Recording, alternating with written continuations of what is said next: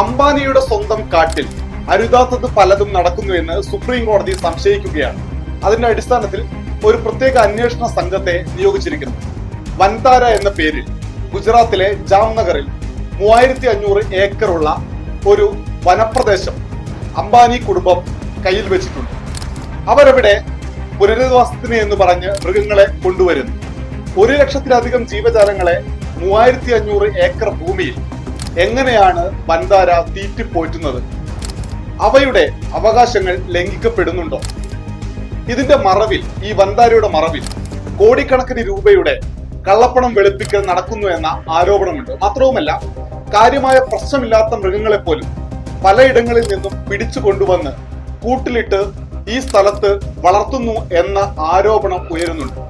കള്ളപ്പണം വെളുപ്പിക്കൽ, വന്യജീവി സംരക്ഷണ നിയമ ലംഘനം ഉൾപ്പെടെയുള്ള കാര്യങ്ങൾ അംബാനി ചെയ്യുന്നു എന്ന ചൂണ്ടിക്കാട്ടലുകൾ. ഈ ഘട്ടത്തിലാണ് സുപ്രീം കോടതിയുടെ ഇടപെടൽ വന്നിരിക്കുന്നത്.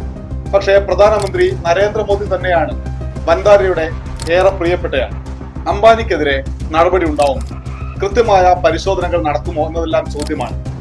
മൃഗങ്ങളെ സംരക്ഷിക്കണം, പക്ഷേ ആ സംരക്ഷണത്തിന്റെ മറവിൽ കള്ളപ്പണം വെളുപ്പിക്കലോ വന്യജീവി നിയമങ്ങളുടെ ലംഘനമോ ഉണ്ടാവാൻ പാടില്ല. അത് അംബാനി ആയാലും അദാനി ആയാലും മറ്റേത് മുതലാളി ആയാലും. നമസ്കാരം.